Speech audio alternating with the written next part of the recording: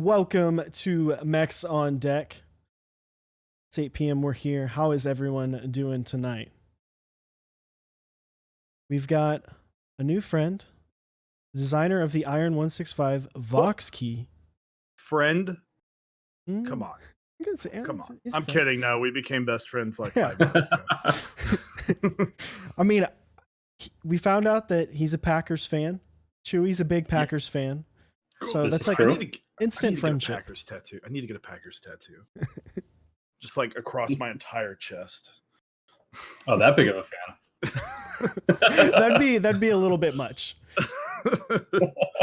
Go Pack, go, baby. Looks like 159's a Bears fan. It might be some fighting words. Sucks to suck. Oh no! Oh no! Sucks to suck. But welcome to Mechs on Deck. Today we're just gonna be talking to Voxkey about the Iron165, about the design of it and what's happening with it, and his history in here, in the community and whatnot. So, yep. Before we get started, one quick shout out to. Wait for it. It's happening. I promise. Voxkey with the sub. And then on top of that, CF Kaner, personal homie, shout out. Thank you for the follow. Brez1623 and Josh Daganja. Josh Daganja. Thank you guys for the follows. Starting off with our sponsors, we got switchmod.net. You can do switchmod.net/mechsondeck, 4% off. You can get a big old fat tub of lube like this from him. Definitely pick some of that stuff up. Springs, cool little keister keycap stickers. And he's got GMK Sandstorm running right now. Sandstorm is a solid looking set. The offer code does not work for the group buy, but if you are there, check it out. It's an awesome set. Next up we have Zap Cables. You can go to zapcables.com. You can get yourself some custom USB cables. You can even get audio cables. A lot of people don't know that. Plus, he actually has desk mats, stickers that are pretty freaking cool looking.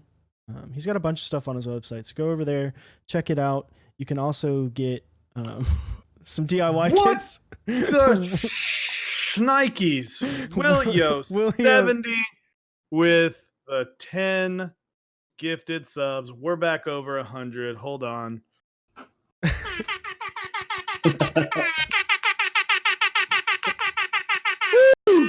There it is. Willio, thank you for the 10 gifted subs. We appreciate it. If you are the receiver of that, definitely give Willio a nice little shout out in the chat. But yeah, you can go to Zap Cables. You can get DIY kits if you want to learn how to make DIY kits. We have a video where John from Zap Cables walks us through. We also have a build stream and a review of the Bumper, which is a board that he's going to be running in the next couple months. So definitely check that out.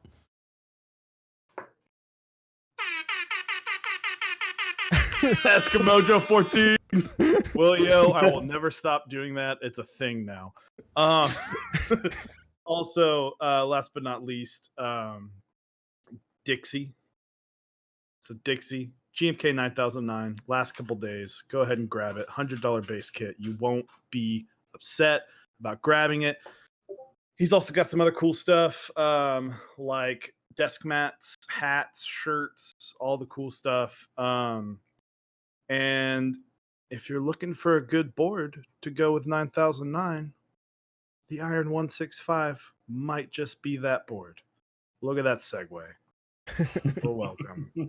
Here with us, the designer of the Iron165, one of the most hyped, probably one of the top 2 most hyped 65% boards this year, going all the way to copper, just to make it a little extra fancy, a little extra special. Voxkey, welcome. Thank you. Thanks for having me. So we always like to start it out with what we call the fast 4. So we go through top 4s of a couple different things, and then we have a little wild one that's not about keyboards. So the first one would be your top 4 switches. Ooh. Ooh, this is tough. Top would be tacos. T1 stem in a cream housing. With TX 65-gram switches. I'm literally gonna try that right now. I was like, wait, I've never I've even got it. thought of that. I've got a amazing. T1 housing or T1 stem right here in a cream. I'm literally gonna try that right now. Number 2 would be Holy Pandas Heck yeah. with the Sprit hipster 63.5 gram switches. Then I would go creams, then inks. It's nice to have someone else who is a big lover of tactiles. I feel like every time we have someone on, they're like, man, I love me some inks or creams or vintage blacks. Everyone's in the linear game right now, so it's nice to have tactile. I feel like it's a lot more popular at the moment. Whoop. Absolutely. Put a panda housing top on top instead of the cream housing. Whoops. So top 4 favorite key sets. Ooh. Do they have to be ones that came out already, or can they be like anything? Let's say at least one of them has to be. One of them has to.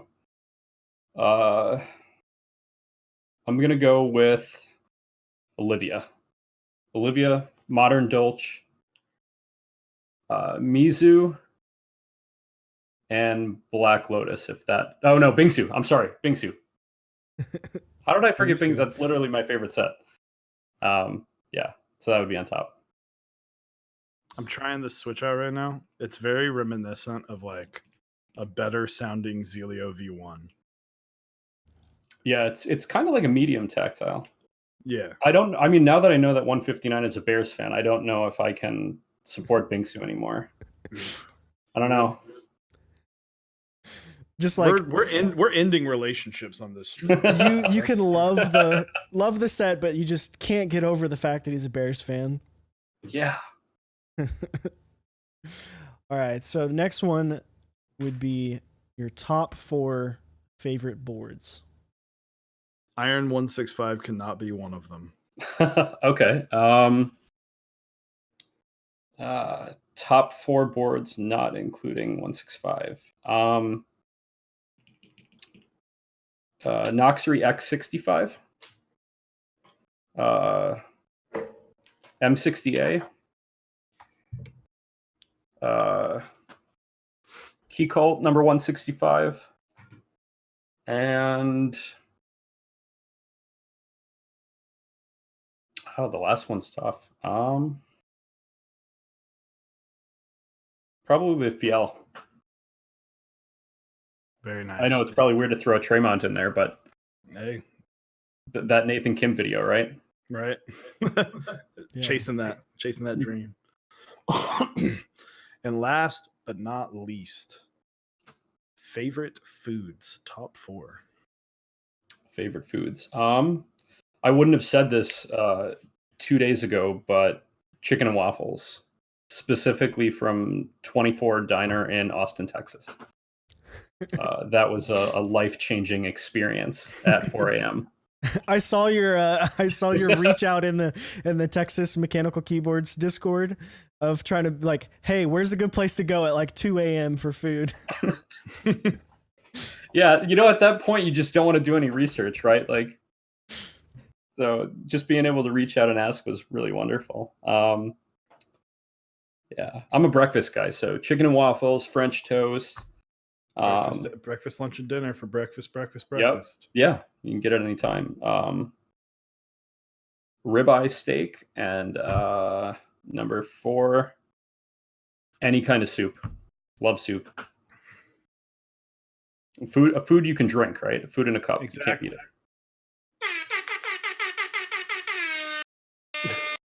it. Willio with the drifting bunnies. So, thank you, Willio. I will always do that just to annoy you. Ramen US, thank you for the follow. So, going, I guess, based off of your answers to your favorite boards, you are obviously a smaller form factor fan. I am, so, with 2 of those being 60% and 2 of those being 65%, What kind of on this, obviously one of the first things you would probably want to design, or when thinking about designing a board, would be what layout. So what kind of made you go with the 65%? I mean, there's definitely some personal bias there. Um, for me, I feel it's the most efficient layout. And that's kind of why I went the direction. For me, if I had my perfect board and I didn't have to worry about aesthetics or anything, it would be a 60% plus arrows, and not have any additional keys on that other row. Um, yeah, I'm a Mac user, so F row really never makes any difference to me, and I never use numpad. I touch type numbers in their normal placement, so um, it seemed like the most logical layout to never really have to leave home row and still be able to accomplish and get access to the keys you really need. So that's why I chose to 65%. I thought it kind of was the real good middle ground of all the keys you really needed to be productive. Not bad. So with different like designers that we've had, different keycaps, boards, other things, it's been a lot about designing something that they couldn't get out of another product, designing something that they wanted. Is that the case with the Iron165? And overall, what was kind of the inspiration for the design of the Iron165? I mean, I guess you could say that, like, the Iron has features that you can find in other boards, but maybe not in one board, which is kind of what inspired the design. I didn't want to reinvent the wheel. I've seen that in a lot of other small communities and things like that, and I wanted to put something out there that wasn't just hype. Maybe it's hype in the beginning, but 3 months, 6 months, a year after you buy it, it just doesn't end up on a shelf. I wanted it to be, if obviously if you like 65%, I wanted it to be the board that stays on your desk that you actually use. So yeah, that's kind of really what drove everything. Some things were done for aesthetics, some things were done because we thought it was cool. But most of the design decisions were kind of just driven by one simple question. Does this make this a better tool?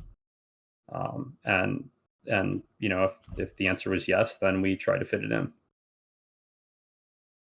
The people's keyboard designer. So, real quick, functional. Thank you for the 2 gifted subs to, I know Mentorly was one. And what Mentorly, welcome back. And Urban the second. Mentorly, we have Urban here. S.A. Bliss, and I'm forgetting the name of her current one. Cat Eternal. Go check those out. Mentorly's awesome. So, and then I guess this is kind of, probably what a lot of people are interested is, why copper? So I guess the my response to that would be, why not copper? Brass, right? We all love brass, right? Why not copper? Brass, it gives that weight, it gives that heft. It's used in musical instruments for the properties it has. But the reality is, brass is mostly copper anyway. So it's just a more denser, pure version. Not really, but I think you can see where I'm going with that.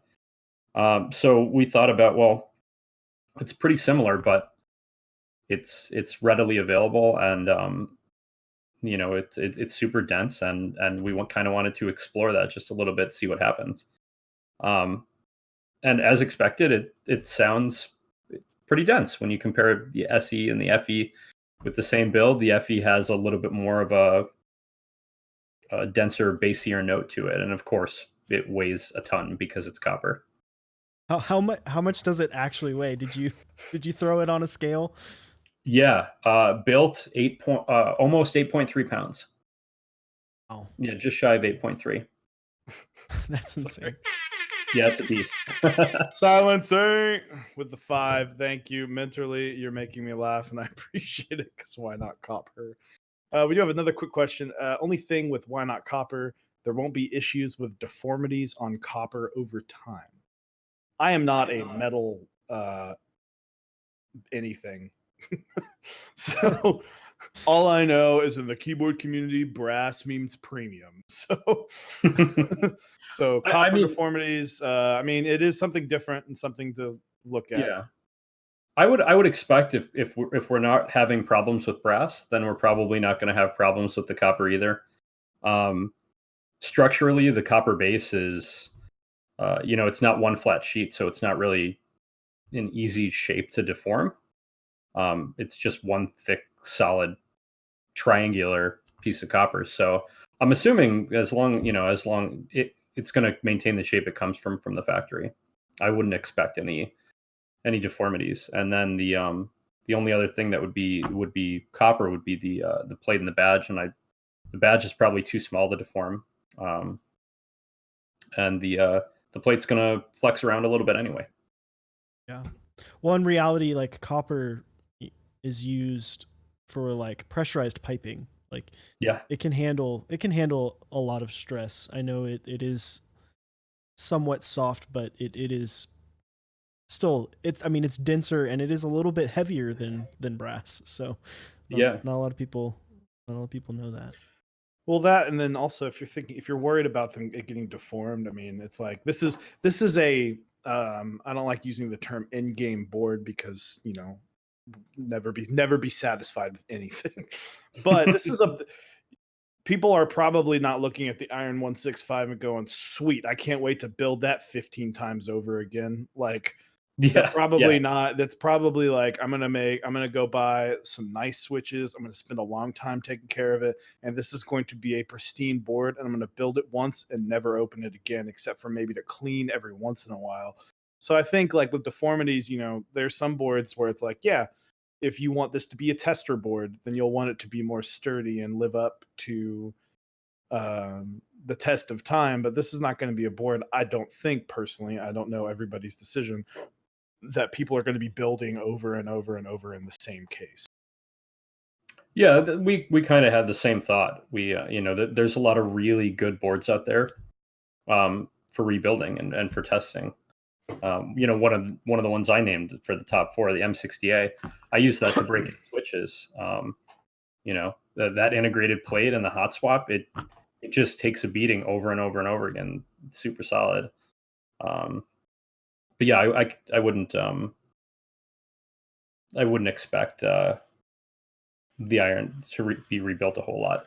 It's not really convenient for rebuilding anyway. The plates don't support switch top opening. There's no hot swap. So pretty much what you're putting in is what you get. It is really easy though if you have different plates and PCBs to swap them out. There's no screws that actually go through the plate PCB assembly at all. So it simply just pull the top off, drop a new plate in, pop it back on, and you're good to go. So I know one of the big things, at least when this was first kind of went to interest check, one of the coolest reads for me as like someone who likes to know the super complexities of things, and likes to do dumb research on small, minute details. But this is actually like a pretty big thing. The optimization of the plate. Can you talk a little bit about that like process and how you went about the testing that you have and the changes that you made in order to get to the plate that you're using in the Iron165? Yeah, so that actually started. That idea started at KeyCon actually. It I believe it was either it was I think it was Ryan Norbauer who said it during the keyboard design panel, that he would hope that when new boards come out that they would incorporate a little bit more science behind what they do and not just do something just because, oh, we did this thing and kind of did it for no reason at all. So I started really thinking about, we see a lot of these flex cuts or relief cuts added to plates or PCBs to increase the flex, but it seemed like consistency really wasn't being focused on as much. We think it's a majority of the community wants a little bit of give in their plate and PCB assembly, but there really wasn't any attention given to how to make things consistent. Like how to make your Q key feel like your M key, you know, having that consistency across rows. So we started, then this idea came up. Well, what if we can actually do these deflection analysis on the plate, given a typing force? So I talked with Luke about it, the other half of Smith and Rune, and he thought the idea was cool too. And he spent a ton of time putting these models together and going back and forth on it. And one of the cool things we realized about gasket boards, especially, is that the plates deflect and flex in different areas than they do on like a top mount. So with the top mount, where your outer edges, especially around your mounting points, are more rigid, and you're going to get more flex possibly in the center of the board. When your gaskets actually compress and move, the very places where it would be more rigid on a top mount board are the places where you're getting more deflection on a gasket board. So if you look, that's why our relief cuts are actually in the center of the board, because that was the most rigid part of the plate in our analysis. So the whole goal was to get those to be as soft feeling as the outer edges. And I think, just from the prototypes, I think we did a pretty good job. The boards feel extremely consistent, so I'm really, really, really happy with the many, many hours that Luke put into it. He did really great work on that. Yeah, I posted the Geekhack link. A lot of this stuff is described in there with good pictures as well. It's good to follow along what you were saying, because you started losing me, and then I looked at the pictures and I was like, I'm right back. It's very complex, but it's one of those things. It's like, these are the things that separate boards now. Like, we have so many things that are very similar. Layouts are going the same way. We've got boards that all look similar, different. It's not like, oh, I'll just put a badge here and it'll be different. I'll just change my logo, put it here, and it'll be different. This is like what Norbauer said, the science behind it and making it more. This is what needs to happen in the community to make it move forward. Yeah, I think, I think at the community as a whole, we've reached a point where we're just dealing in subtleties at this point. There's all of these things. You hit a level of diminishing returns, right? There's tons of top mount boards out there that are really amazing. There's really good tray mounts out there. There's tons of it. So I think to really, at this level, you're really just differentiating on these little subtleties. Aesthetics will always change. Those will all be preference, of course. But I think these little things is what is going to separate the boards later on down the road. Absolutely. So I'm scrolling through the Geek Hack.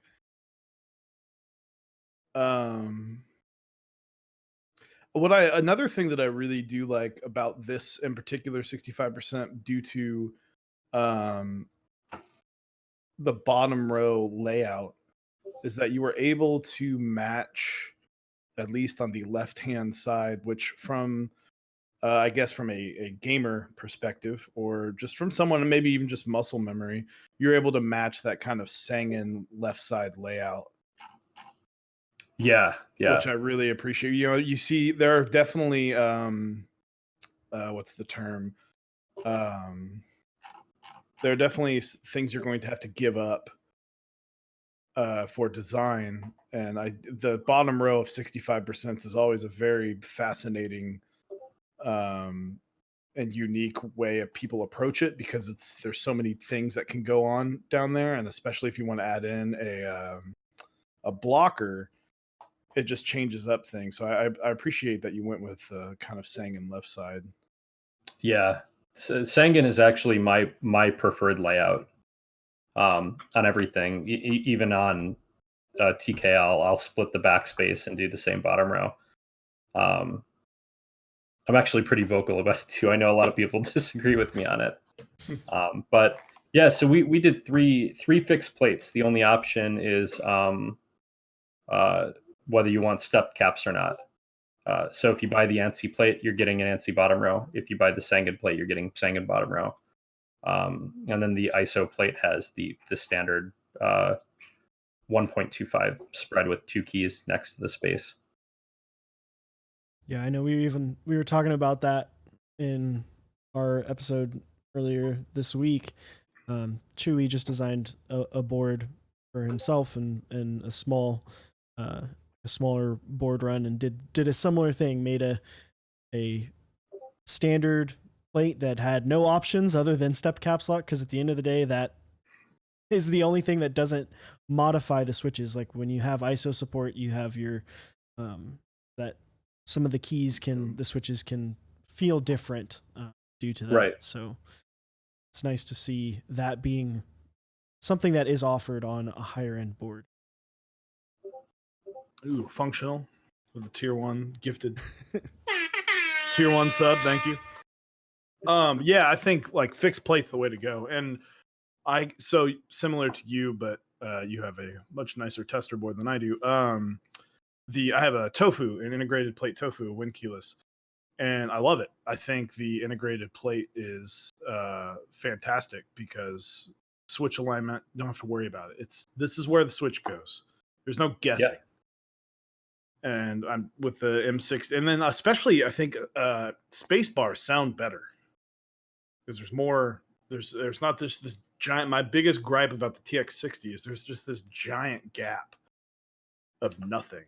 Right, so that sound echoes back at you. So it's just like I'd rather have that a little bit more isolated and more, and not only that, it makes it a sturdier, which I like a very sturdy plate. I don't like flex that much. Yeah.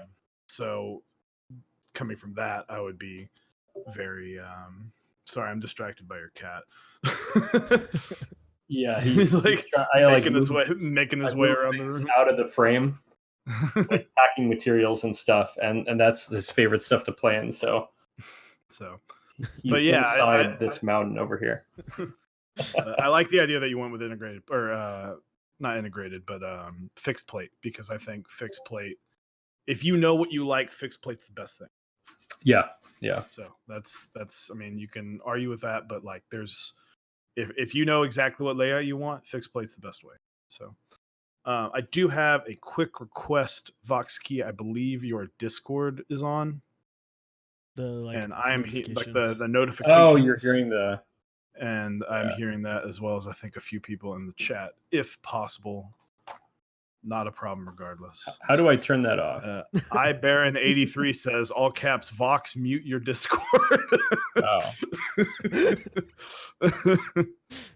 We can't fully mute Discord because that's what we're talking through, but I think there's a way in the settings to do like notifications. Like turn it off in notifications or something. Mm-hmm. Yeah. Or do streamer mode. Would that work? Yeah. Streamer mode would work.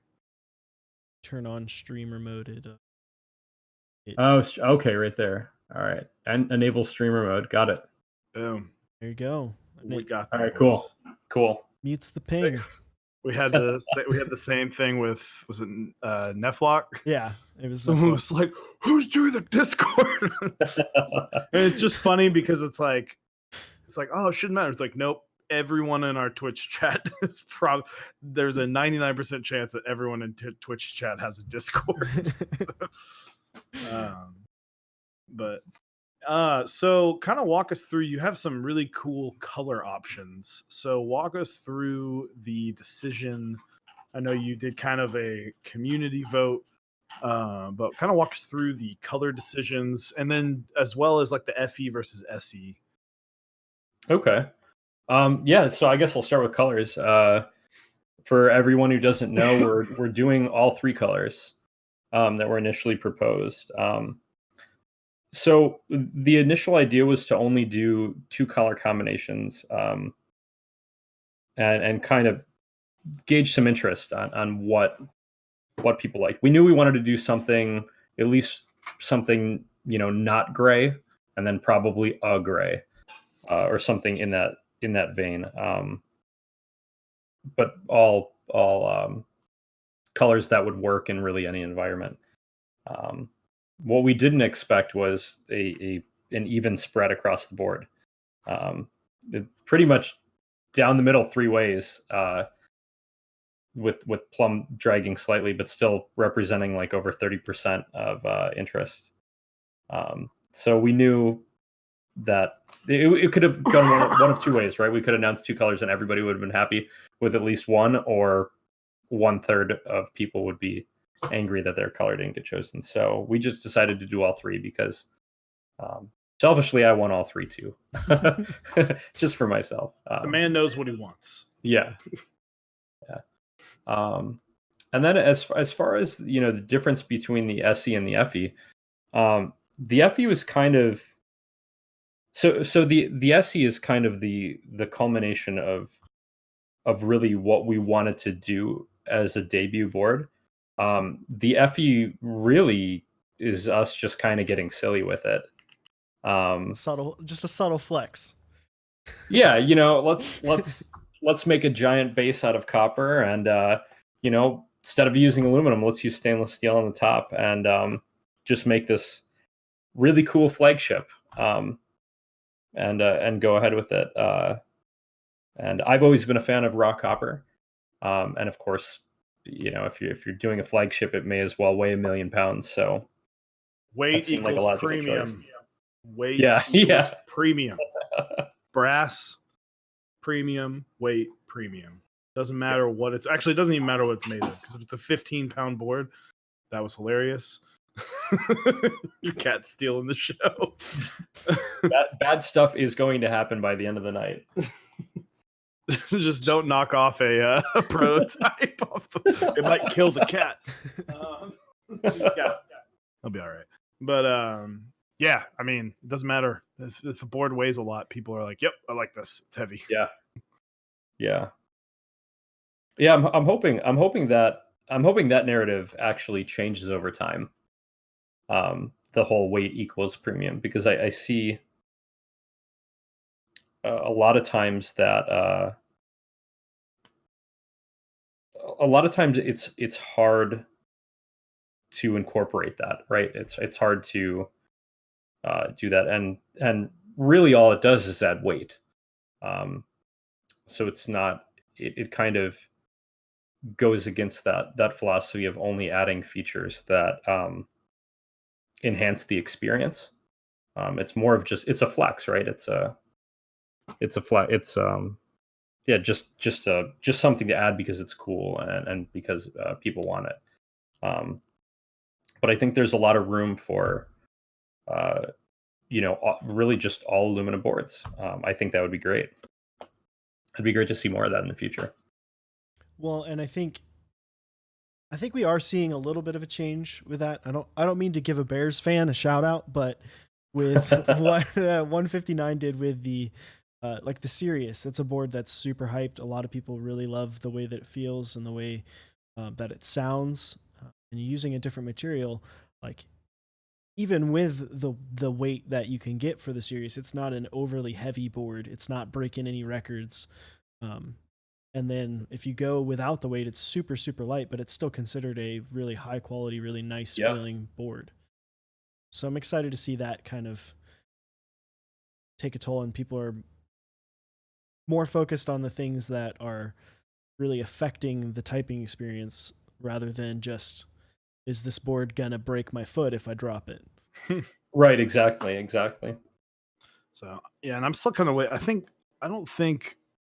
I feel like stainless steel gets passed off a lot. of the time. I feel like it's kind of it's viewed as the lesser of the two between that and brass, but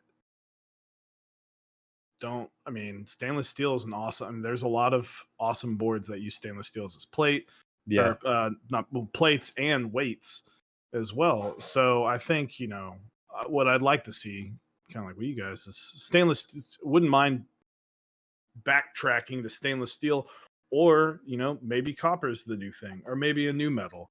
Maybe we start getting tungsten boards that break our desks in half. Who knows? I know Osiris has been talking to me for over a year about he wants a tungsten board I do. that weighs 40 pounds. I think the reason why stainless steel isn't as prevalent is because, so like you said already, brass equals premium, right? I don't think stainless steel has that same stigma around it.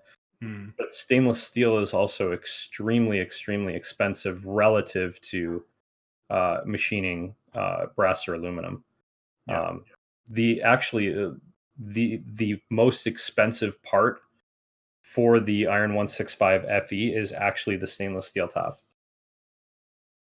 Yeah, and I don't think people, when they look at some of these boards, I don't think they necessarily understand that. Like, I think there's some people who are like, well, I don't really know a lot about copper, and I don't really know that people break into houses and steal the copper piping out of their house because it's worth a lot of money. Like, they don't realize how expensive it is, and how, because I know there was obviously $885 for the FEs. That's a lot of money, but Yeah, there yeah, was some people who were like, man, why is it so expensive? And it's like, because those are very premium materials, and machining on materials that are that dense and that like expensive initially is going to be even more premium. So yeah. I think when we first launched, there was a lot of, hey, is this going to be under $200? Can you shoot for that sub 200 price point with this? And there's no real good answer. I think it's just like you said, they're just expensive materials to work with, and that drove the price. We actually had trouble keeping it under 1,000. We initially wanted to do, the original version was hand polished copper as opposed to a matte finish. But turns out that's a lot of copper to hand polish. it's very time consuming. And that's expensive. Yeah. Yeah. So we were even a bit shocked with that one. Yeah. Oh, go ahead.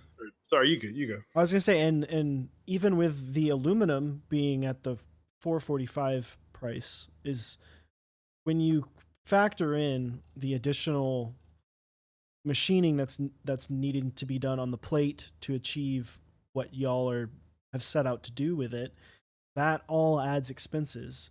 And I think sometimes people don't think of it in that way, so they see those prices, they're like, why is this so expensive?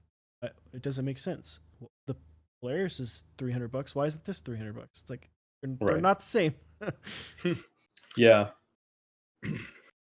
Yeah, cost different factories, greatly. There's a huge difference on cost too. Just like any business, you can have a really, really solid factory that does great precision work, and you can have a factory that maybe doesn't do as good a work. And those prices are going to vary greatly as well. And there's been, some examples of people finding moderately priced or even lesser expensive factories that are kind of that diamond in the rough that do really, really good precision work, but are really hard to find. And then there's your tried and true factories that are just more money, but less hassle, less B stock, things like that. Yeah, paying for peace of mind. I mean, a lot of Right. Yeah. a lot of that. Cyrus has been saying a lot of people do forget. Sometimes you got to pay for peace of mind. Sometimes these cheaper ones are great, but then if you hand them an order for 100 as opposed to an order for 20, they might not be as great.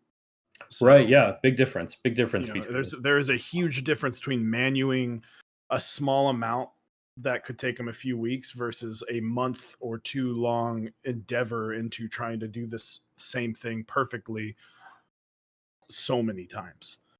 So and we're in a weird spot now. The Polaris really kind of shook up the keyboard world, because it's giving this feature that we hadn't seen on anything under $350 to $400 with gasket mounts. We it was kind of like, that was like, oh wait, gasket mount for $260, like, wait, timeout, what?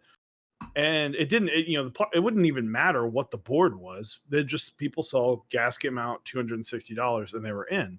And while it does look like a great board, that kind of put this stamp on it of going, well, if it can be this cheap, why is not everything else cheap? And then people, it's like, okay, well, KBD Fans is a huge company that has lots of good tie-ins with manufacturers. So yeah, it's going to be a lot cheaper than, somebody who's searching for a manufacturer who doesn't maybe doesn't have, 9 different boards they've already had made from them. So yeah, I think didn't the Polaris also sell in the thousands too? Yeah, I know they hit like 700, and they were like worried about having to shut it down. I mean, before it was done, they already said that it was going to be delayed just based off of the sheer amount of boards that were pre-ordered. So it's pretty insane. Yeah. And it's crazy to think that this community is at a point where you can get boards that sell in the thousands and keycaps that sell in the thousands. I think it's good. I think it's one of those things that it's healthy to have something like the Polaris, so that way people can start somewhere, can start at a higher tier than what was available even a year. Mm-hmm. Yeah, this is a good time to be in the community. I mean, if your first group buy was a Polaris, you're winning. You're very much winning. Way better than my slightly dinged up 5 degree that showed up in the mail, or a plastic Tada. So, and good on the vendors too. That just Polaris example, right? That's over $200,000 in money taken in. The ability for a small community like this to be able to do that is great, because that's logistically that's no small feat. Behind the scenes either, to pull that off. Mm-hmm. So that's good. So there are multiple ways you can, for those who don't know, gasket is just putting pieces between metal. So there are dozens of ways you can actually do gasket. So how did you land on the strips? We've seen a lot of different gasket mounting styles. So what made you land, without giving away too many secrets, what made you land on your particular mounting style? Well, just going back to the consistency, which this board is really shooting for.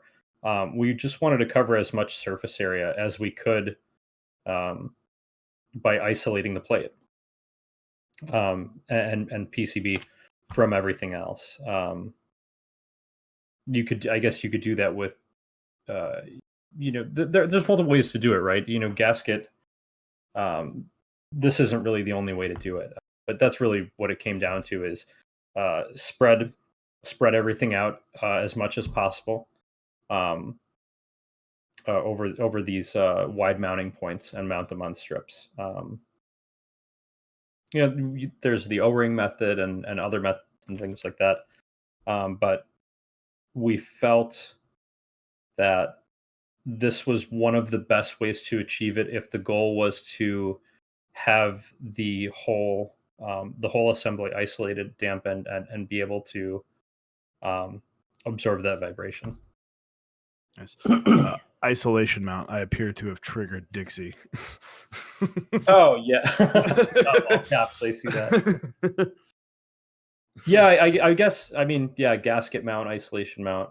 I guess you could call it all a bunch of different things too. I think if I were to redo the IC again, I would probably just use isolation mount and not gasket.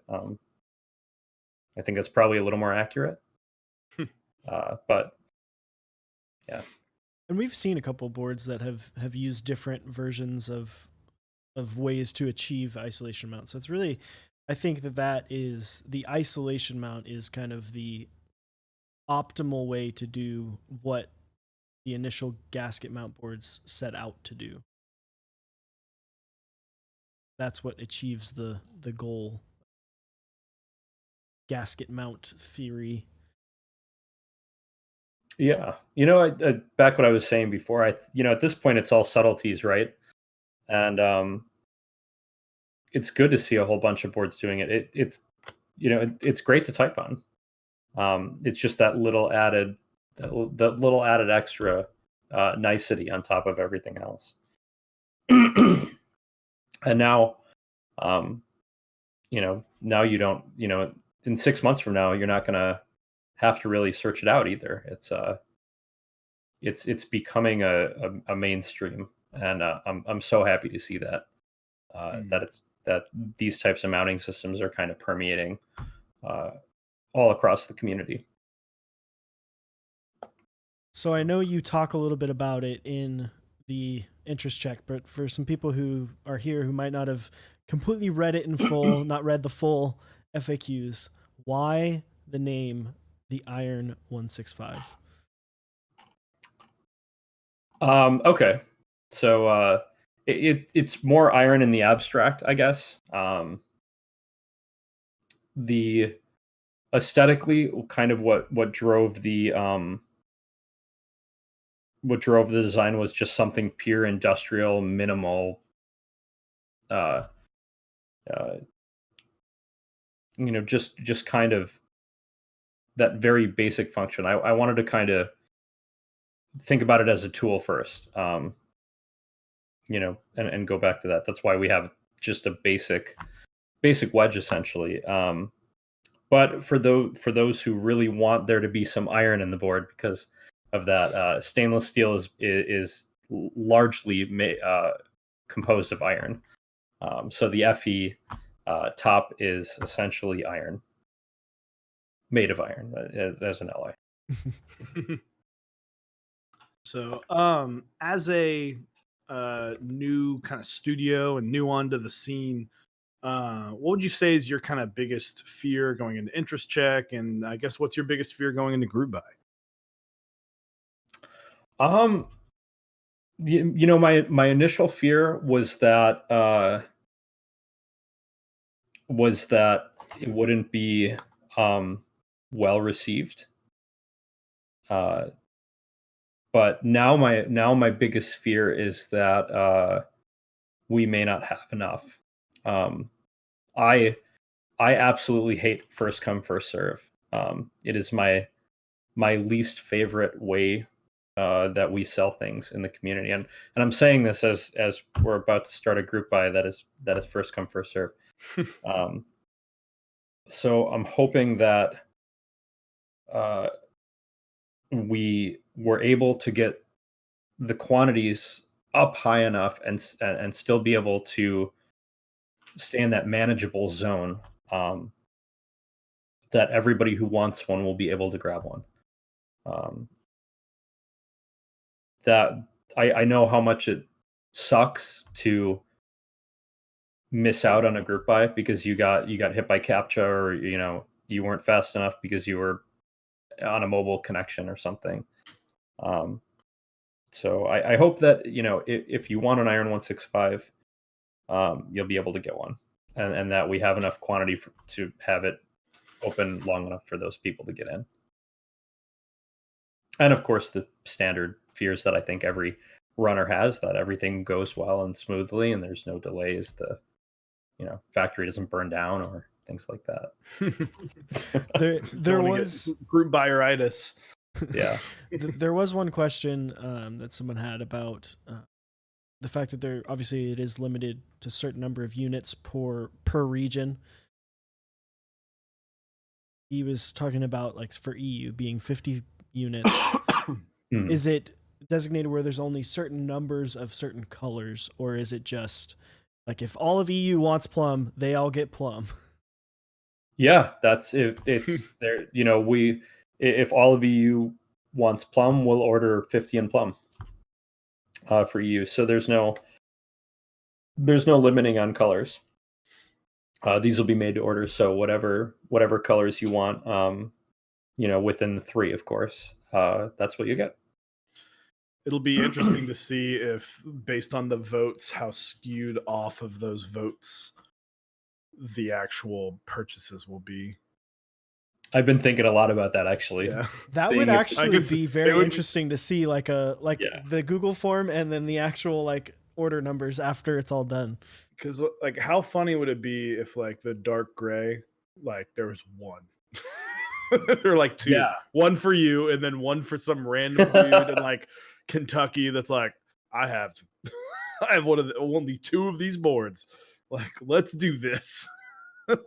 Like, that would be awesome. Yeah.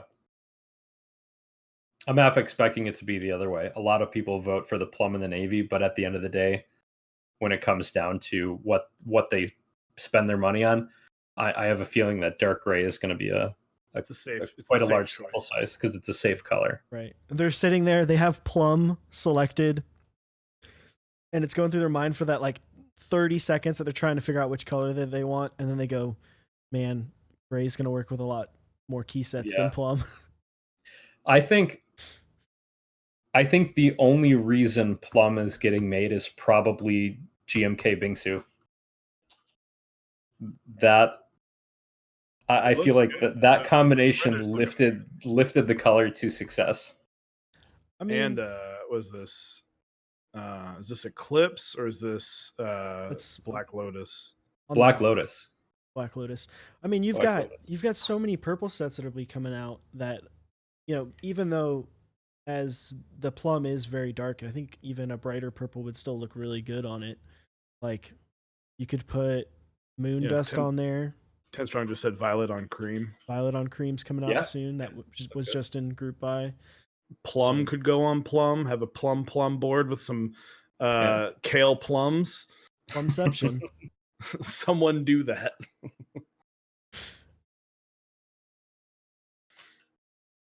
No, so before Iron165, was there anything that you had designed? Was there any other contributions to the keyboard community in terms of design or group buys? What was your history like, I guess? Nothing to the keyboard community, no. I lurked for a long time before joining. I guess maybe not designing, but I did.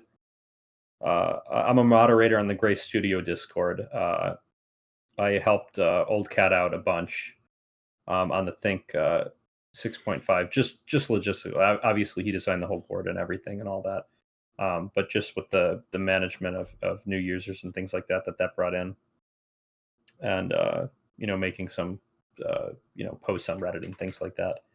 But that's kind of where I went from. I was always thinking. I always think about how to make my own things, but that was kind of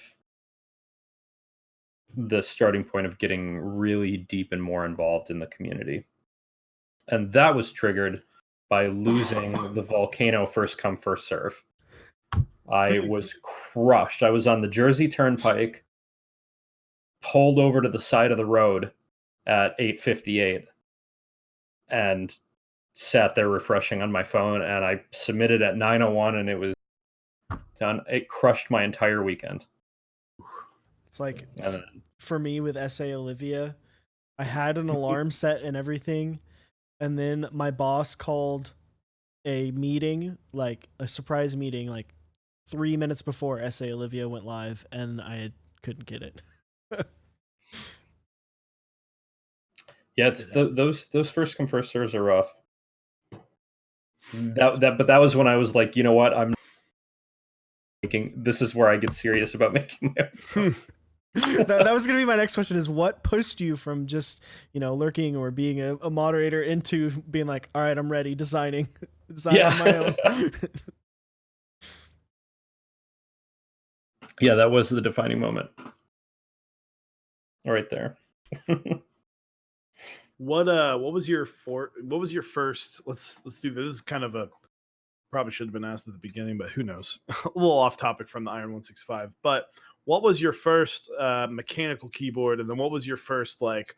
All right, now I have to explain to my friend why I spent $900 on a keyboard. Oh man. I think I got my first mechanical probably in 98 or 99, I want to say. Wow. Yeah, and I've been using mechanicals ever since. Yeah, so long time mechanical user. My friends think I'm crazy for spending any sort of money on a keyboard at all. They think I'm crazy for designing a keyboard and wanting to sell it and start this thing on the side. Yeah, they pretty much just think I'm crazy across the board when it comes to keyboards. It's hard. I guess it's hard to explain to someone who's using a $5 Microsoft keyboard that they're more than happy with. That the thing they're using isn't at the same level, and that there may or may not be benefits and whatnot. I like to think of keyboards as mechanical watches, though. Kind of in that same vein, or at least our community, right? There's no real modern reason why you would need a nice mechanical watch. Before maybe because it told time better, but now all of our phones are synced up and everything, so that kind of necessity goes out the window. But it's still a representation, of a basic tool in its best form, and that's kind of the way I like to think about the high-end mechanical keyboards. Same thing. It's a presentation of a tool in its best form. Not that it's a necessity in this day and age, but nice to have. Well, in reality, with the way the workforce is, most of us use our keyboard more than anything else, right? Like most desk work is keyboard, and the way I like to always tell people is like, if I'm sitting at a desk and I'm using my keyboard for 8, 9, 10 hours a day, why would I not want something that was really nice to use, felt great, didn't cause me any issues on my hands, and really I enjoyed using, then Right. Yeah. like over something that's $5 came with the PC from work, and really, because some membranes, because they're so short travel, they kind of hurt after a while, typing on it, Yeah. because it's such a short Yeah. throw. I think I have actually in this office here. I have the worst design keyboard ever. I'll show you. What is that? You said pulls out the Iron165. Oh, Worst okay. design keyboard ever. The butterfly switches. Yeah. Yeah. This has stuck multiple times already too, from grains of sand. Grains of sand defeat the keyboard on that laptop. The key switches that are so bad that even Apple's like, all right, guys, we'll change it. Yeah. Yeah. Yeah, I can't stand actually using that anymore. Well, jeez. All right. Well, you asked for it, bud.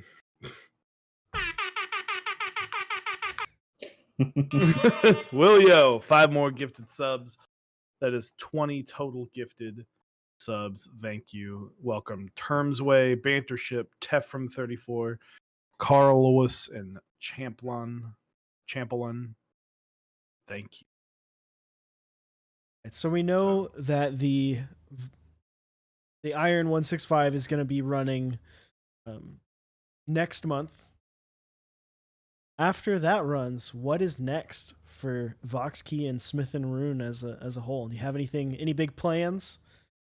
Ooh, Luke and I have actually been cooking up quite a few different concepts and designs. yeah, this is not a one and done for us. We have a whole ton of stuff going on behind the scenes. We have new different layouts for the Iron series. So if people didn't know that the Iron isn't just one board, it's a series of boards. So there will eventually be a bunch of different layouts to it. We have a website being put together with a store, whole lot of other things to come, down the road. I'm not sure what the next layout's going to be. I'm pretty sure it's TKL after this one. That's what it's looking like anyway. But yeah, we definitely we want to make this a regular thing where it is incredibly time consuming and sometimes stressful. But it's extremely rewarding and incredibly fun. And you know, the community is one of the best out there as far as these small niche communities. And we love supporting it. And as long as long as people want more boards from us, and people want to see new stuff out of us, we're going to keep doing it. Because we're having fun. We're having fun, and we're glad that other people are having fun and enjoying it too. So are you saying that there's even a chance for a Iron165 round 2? Oh, most definitely. Well, okay, so if for some reason these go up and then we don't sell out, maybe not, but if it goes the way we're expecting it to go, absolutely down the road. I can't say when that will be. We need an exact date right now. Yeah, absolutely. We want you on stream so we can hold you to it. Well, and I think there's cool with the fact that you're only doing 3 colors. I think you have a really cool opportunity to make each run be unique in its own by shifting up colors a little bit, changing small things about the design to make it each one be a little bit different. So that way, if you're like, I have a round 1 Iron165, then it's like it's defined. This is actually round 1. This is round 2. So I think it's really right. Exactly. And that's actually one of the reasons why we did the colors. Have any between the FE and the SE. We wanted it to be visually a visual separation, so you immediately knew exactly what you were looking at. Absolutely. Bantership said, please include a mechanical watch in your next keyboard layout. I mean, that's technically been done where there was an actual mechanical watch in the keyboard in the time TKL, but yeah. Also, I guess we could put it in the badge location. We could probably fit like an actual timepiece, an actual mechanical watch in there. Yeah, but yeah, as Gio said, it didn't. It just looked really cool. And was, not a lot of people know about that board at this point. No, it kind of came and went. But thank you, Prime Caps. It also was before the explosion of this community. So, so guys, if you guys have questions, make sure to at Mexon Deck us, so we can so I can see it, because I'm staring at a light. I like to be able to see. Brass Iron Win. Oh, is that from Urban? It is from Urban. Yeah, of course. Yeah. I don't know. Response. I get a sense that this is not the first time, nor this is the first time today that he's asked you when's the brass iron. I need to create a bot that just tracks how many times brass is typed over all the servers. Urban is a very good guy, who absolutely loves brass, and no, not lies. Yeah, but yeah, that he requests brass. That's what he does. There it is. The question, And sometimes it works. Zondet just I believe is in the process of making an all brass 268, and I'm assuming so. Urban joins the Discord, and then like 3 weeks later, there's an all brass 268 in the works, and it can't be a coincidence. There has to be a correlation there. Iron165 tank. the question is, will you be the one that will finally grant me my wish of creating a tungsten board? Ah, I don't think it's possible. Well, I guess so anything's possible if you have the money, right? Right. It is possible, but the expense would be astronomical. if we pooled all of our money together, we might be able to pay for a 40%. So or maybe a Luke- macro pad. Luke L. Baron actually priced out raw material for solid gold on how much gold we would need to build one out of solid gold. And I believe it came to 896,000 just for the raw materials. So if anybody out there really wants a solid gold keyboard and has the money, I legit Yeah. wonder how that sounds, because I imagine it's like you get it and it just sounds terrible and feels terrible. It's just like you scratch it the second you put it down. You're just like, I feel like you would send the raw materials to a manufacturer and they'd be like, they want you. just They want us never to do hear from what? him again. You just never hear from him again. They're just like, bye. yeah, that's just like raw. I have no just- idea who would actually manufacture that. You'd have to like walk in with a gun loaded, ready to be like, make this into a keyboard. Hire a 24-hour security guard or security team Yeah. to watch over the production of the "Wait." board. They're just like grabbing scraps. They're like, the scrap's mine. Just Yep. make $9,000 off of a couple chunks. Eskimo Joe 14 asks, has the Iron165's soup capacity been tested? What was the question? The soup capacity. I'm going to go ahead and say volume. Oh man, the soup capacity. Unfortunately, so this is actually an inside joke. Back before the board had a name, I really like soup, so everybody was just calling it the Soup 65, and Not a bad name. there was something where I was supposed to eat soup out of something if a milestone was reached or whatnot. But to answer the question, unfortunately, no. We lowered the board's height as much as possible to make it so you don't need a wrist rest. So the angle actually matches the angle in which your wrists come off the surface it's sitting on. And because of that, the amount of soup, the volume of soup that would fit inside of it is greatly reduced. This needs to be a new measurement term in the community. Is the How much soup does it capacity. hold? Yeah.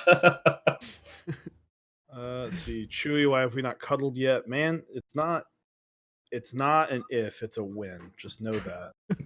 Fight me for Little Spoon. So, but maximum soup versus resting soup are two very different measurements. I'm assuming the answer to this question is yes, but if someone wanted to ball out extra hard and they got an FE and an SE, could they make a hybrid, like have a plum SE top with the FE base?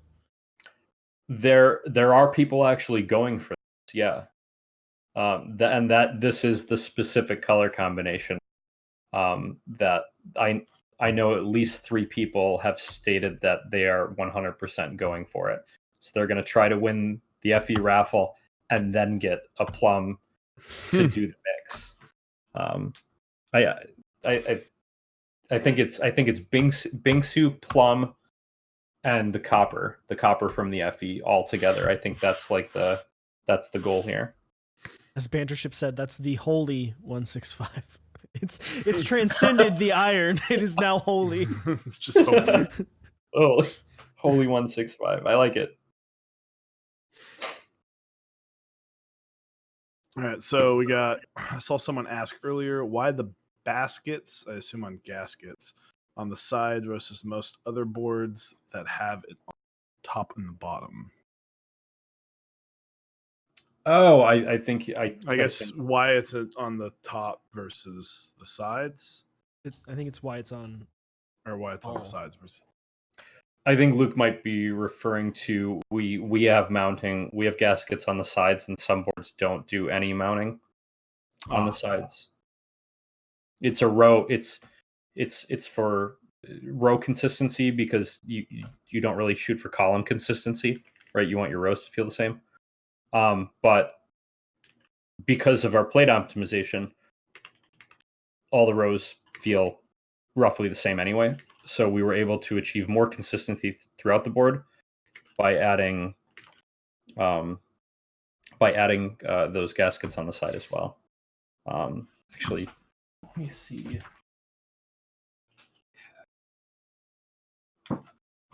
Yeah, there's actually, we do have these giant relief cuts though. And you can actually just, I don't know if you guys can see that just by hand. Like there's actually a lot of isolation happening with that. But yeah, so overall, our board actually ended up feeling more consistent with the side mount than without. Not that I guess if you really wanted, a more flexy board, the more actual flex the board has, the less consistent it's going to be. You could technically just remove those, whether you get your own plate cut or whether you just take a Dremel and those off. But you could technically remove those if you wanted a more flexy experience, and still maintain row consistency. And it wouldn't affect the board in any negative way at all. So it's really, it's more of the fact that y'all were shooting for not a flexible board, but more of a consistent board. Right. Yeah. I mean, they're kind of the inverse of each other, right? When you have flex, it is going to be more inconsistent than, and vice versa. If you think about it in the highest of extremes, right? If the plate did not move at all, if there was no movement across, every key would feel exactly the same. You'd have all the consistency, but that may not be the best experience. So what we wanted to do is we wanted to kind of provide the best of both worlds. So the entire assembly moves. The entire assembly can move and push down on those gaskets. But the idea with the copper and the brass plates, which is why they're standard, is the actual assembly is fairly rigid. So it moves less. It doesn't move a great deal. It does move, but it moves less. But it moves as one. The deflection dissipates out over the whole assembly rather than just in that one area where you're pressing. And that's where you're going to get that consistent feel, but still that gaskety feel. Yeah. Is the iron better for tactile or linears? 159 says silent clickies. I mean, that sounds like a dumb question, but it actually, like, it's actually a thing, like, that not a lot of people think about. But. So I don't know if since that's such a preference related question, I don't know if I can provide like a definitive end all be all answer. Trying to be as objective as possible, I can say that they all feel good. But personally, after doing so many builds, I prefer tactiles with a more stiff setup. So I would do, if it was me and I had to rebuild again, I would do tactiles with a copper brass plate, and then I would do linears with either one of the softer plates. Actually, 159 did a palm plate for us, and I have Holy Pandas with it right now, but it feels awesome with, like, absolutely incredible with linears too. And then in some form or fashion that will be available during the Group I2 project keyboard palm plate for the Iron. Well, So that's something we really haven't talked about a lot yet, but it's absolutely killer, and it has to be an option. that's the hot thing right now. Like Yeah, absolutely. I'm in on the Sirius, and I can't wait to get it. I know he just got news from the factory a couple days ago that they're coming in. I can't wait to get mine. So I actually got 2 different plates. I'm gonna have 2 different setups and have a tactile and a linear. So I'm excited. So Red Hulk 07, thank you for the follow. I do have the Gentle Breeze game on the fan, so my hair is always. Can I make the official claim of just having the best hair in the keyboard community? I feel like that's fair. Yeah. But and then what was there's something else? Oh yeah, back to your preference thing. But I think it all just depends on how much you like, out of how much give you like, or how much flex versus how stiff. You know, I've actually with Willio, he got aboard with an aluminum, and I was like, oh, you should try stainless steel, because I think these Zelio V2s really shine with something a little bit more stiff. And we tried them, and I was like, this is an amazing board.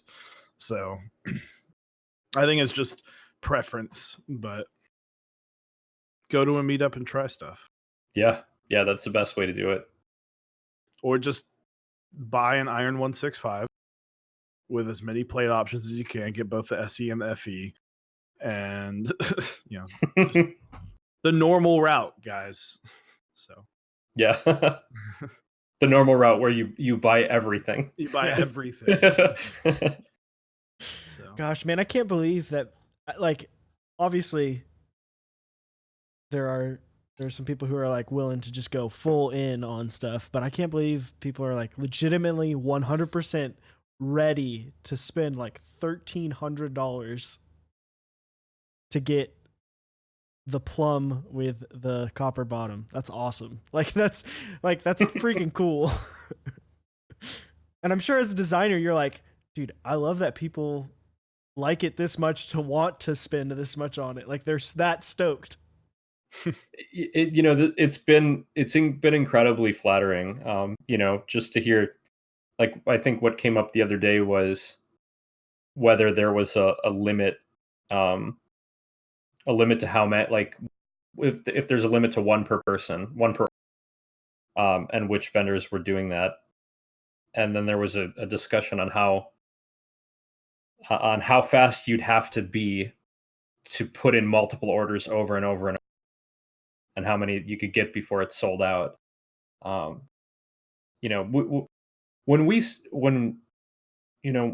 Luke came on board and started, thought we were going to make, we had no idea. So it's just been great. It's been amazing, and the community's been amazing, and support's been awesome, and I couldn't ask for anything more out of it. Absolutely. So if you have any more questions, post them. Sure to add us. Mentally watch your mouth. Any neck sucks? Neck socks. Oh no. We got hit with the crew from Gray Studio and hers as well. And we had her on the show while SA Bliss was on and was running, to talk about SA Bliss, and the whole crew came in, and it was like every 2 seconds. Any next sucks avail? Actually, I have 2 questions. So one, you said you are getting all 3 colors, right? Yeah, absolutely. So what keycaps are you planning on putting each 3? I know one of them. Yeah, so Bingsu on Plum. Yep. That has to happen. Black Lotus, whenever that runs, that will also go on Plum, and those 2 will switch off. Black Lotus key set designer, if you're out there, please run that. Just please run the set. It's been an IC for. I'm begging you as a fan, please run the set. Or give it to someone who will run. Yeah. I've been so hyped for that since day one. That I found it. There's 2 for Navy. Mizu and Rudy with the Dark Horse kit. I think is going to look killer. And then there's also Forge too. It's coming out. Okay, there's a lot of key sets that'll look good on Navy. Yeah, I think Bunny's killed it with that set. And then gray. I mean, the gray really. That's kind of like the catch-all, right? Anything can gray you. Monochrome, mineral, minimal white on black, 909, modern dolch. You can. I think that'll just be kind of the whatever new key set comes in. Right now, if it existed right now, it'd be Striker. I'd put Striker on it. There you go. And then my other question was, can you show off the board that is in front of you? Oh, yeah, I can absolutely do that.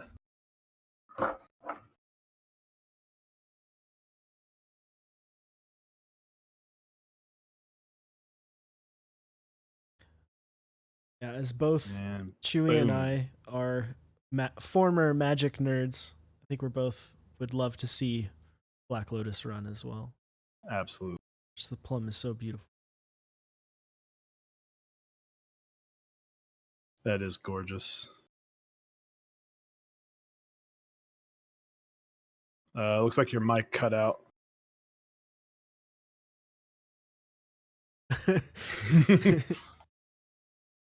Might have gotten muted there. It's okay. I'm sure he'll be back here in just a second. We're just going to guess what he's... Clearly right now he's saying I'm giving away 10 Iron 165s. Oop, 2 more gift subs. Gio Nino and Papo Guapo. Thank you, Willio.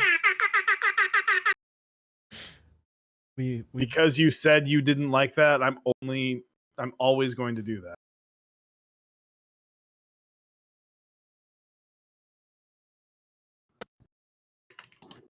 Did you guys get me back? Yes. There we go. There we are. Okay. I had to switch. For some reason, my microphone died. I had to switch So, with that being said, I think we'll transition to the last 2 questions, the final 2. First one being, what is your favorite and least favorite thing about the keyboard community? Oh, wow. Yeah, this is that tough one, right? Now, the tougher one's next. The community is so passionate and so invested, in these projects, and so helpful to new people. I know when I was new in the community and really starting to get serious, I could reach out to anyone. People running the stores, running these big group buys, and it didn't matter. It didn't matter that I was new and I didn't know anything, or really didn't know anything, and that they were busy with all these other things. Everybody takes the time out. I love how helpful everyone is, and how passionate they are, and how they're willing to support each other. Like you see it all the time. There's a problem with one group buy or whatever, and they actually get support from the people who put their money in that person to trust them to deliver in 4 to 6 months or however long, 8 months, sometimes much longer than that. You don't see that very often. That people connect on the personal level, especially between the different roles we play within the community. And then there's not really much I dislike. Of course, you always have you always have a few out there that try to make things difficult one way or another. Whether trolling and whatnot, but I feel that's not unique to our community, and that doesn't represent the majority, right? It represents a very small amount of individuals. So yeah, there's nothing I really don't like. But yeah, I guess to those people, I would, just be more supportive, be more,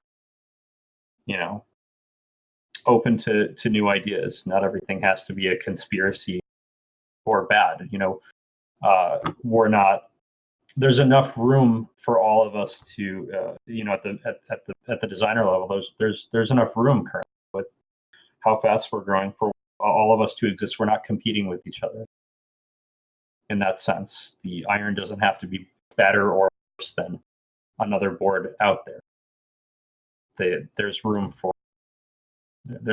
That's really what it comes down to. So that would be the one thing, is to stop looking. If we could stop looking at it as one versus the other, and just kind of respect the differences for what they are in each product and ourselves and whatnot. Yeah, I hope that was a good answer. It was. That was actually really good. I was totally expecting you to say that your least favorite thing is just first come first serve for reasons I stated before. So No. that was actually like super well thought out and articulated in a different take. That's not something that we've heard to that question. That's not something we've heard as an answer to that question before, at least in that same aspect. So we always like to ask that question, as well as this next one, to every guest we have on, just to kind of see what the thoughts are. And I think that the answers will change as the show goes on, and different people, like if, say next time you run Iron 160 or 175 or 184, whatever it is, and if we have you on again, it might change. And that's one thing that's really cool about it. I'll say first come first serve for the next time. There you go. The Office.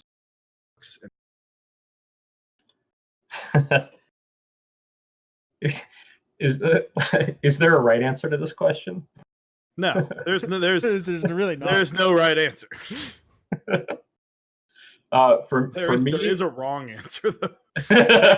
For me, it's Parks and Rec. Woo! Yeah. That's not to say that I haven't watched The Office at least 25 times all the way through. But yeah, for me, it's Parks and Rec. There's that feel good side of Parks and Rec, right, where you're rooting for everyone on the show. That takes it over the top for me. Yeah. But Office is great. I need to go back and look through all our streams and keep a tally. We need to make a command in the stream of like the final question or something. Yeah. Have it on the Discord. So what would you, off the top of your head, what would you say is more common, Parks and Rec or The Office? Right now, Parks and Rec is winning. Okay. Parks and Rec it's had a swift comeback in the last couple weeks. It was like Parks and then Office, and then people that said no. Parks. So also Willio with a gifted sub. Do you immediately just fire anyone and kick them off the show if they haven't seen either? Well, Mentorly was not fired and kicked, so, and I believe Mentorly did not watch them. Yeah, she was the initial I have never watched either. And we were just like, we were both, wait, what? What? Chat exploded. It was funny. It was funny because there were people in chat that were like, I'm canceling my SA Bliss order.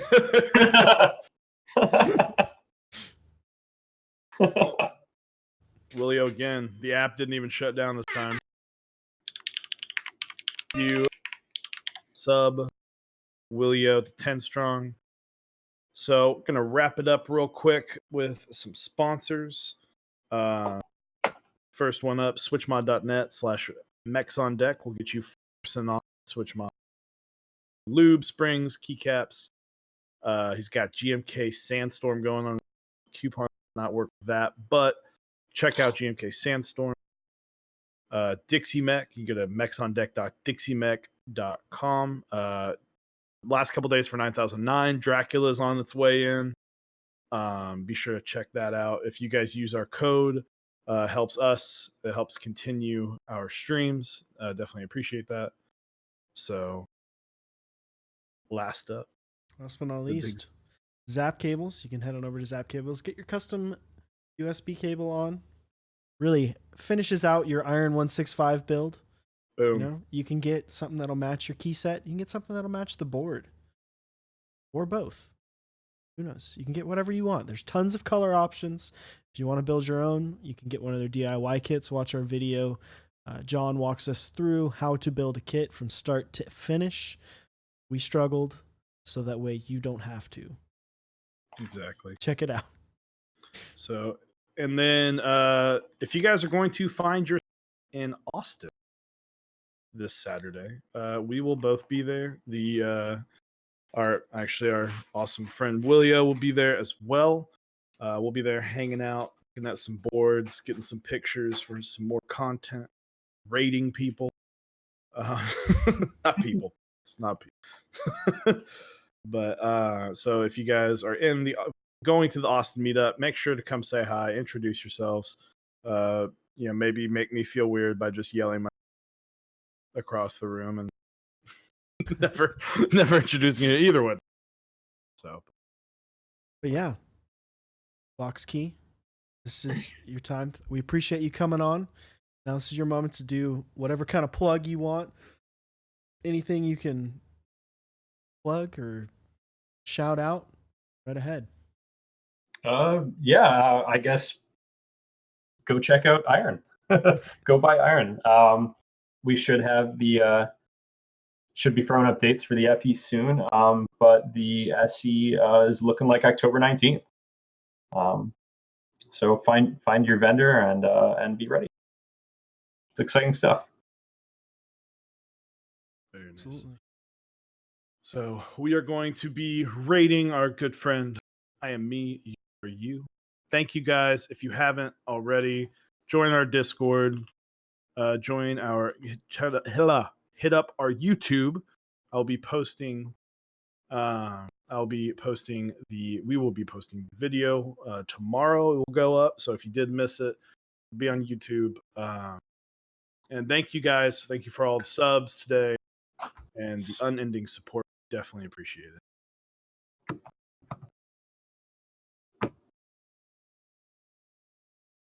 Rating in 10 seconds. So we'll wave on.